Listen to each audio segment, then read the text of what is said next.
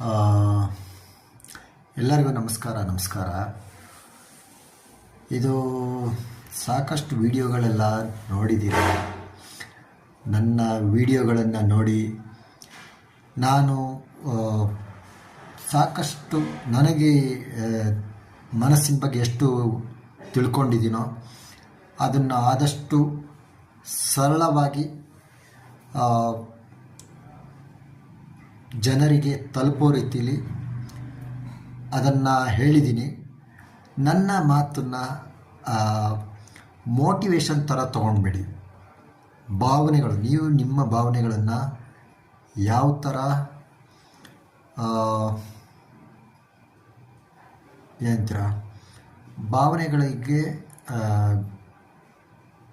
ಸಿಗಾಕ್ಕೊಂಡು ಮನಸ್ಸಿನ ಗುಲಾಮರಾಗಬಾರ್ದು.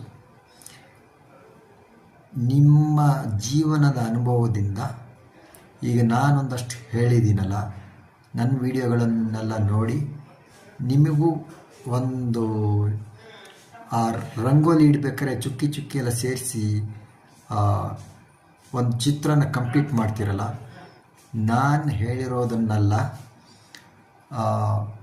ಕೇಳಿಸ್ಕೊಂಡು ಅರ್ಥ ಮಾಡಿಕೊಂಡು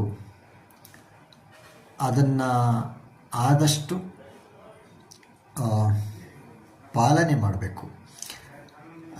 ಬರೀ ಕೇಳಿಸ್ಕೊಂಡ್ರೆ ಪ್ರಯೋಜನ ಇಲ್ಲ, ಕೇಳಿಸ್ಕೊಂಡು ಅರ್ಥ ಮಾಡಿಕೊಂಡ್ರೂ ಪ್ರಯೋಜನ ಇಲ್ಲ. ಕೇಳಿಸ್ಕೊಂಡು ಅರ್ಥ ಮಾಡಿಕೊಂಡು ನಾನು ಏನು ನಿಮ್ಮ ಮನಸ್ಸಿನ ಜೊತೆ ನೀವು ಹೇಗೆ ಸ್ನೇಹಿತರಾಗಿರಬೇಕು ಅಂತ, ನಿಮ್ಮ ಮನಸ್ಸಿನ ಜೊತೆ ನೀವು ಸ್ನೇಹಿತರಾಗಬೇಕು. ಅದನ್ನೇ ನಾನೆಲ್ಲ ವಿಡಿಯೋಗಳಲ್ಲಿ ಹೇಳಿರೋದು. ಬೇರೆಯವರು ನಿಮ್ಮನ್ನು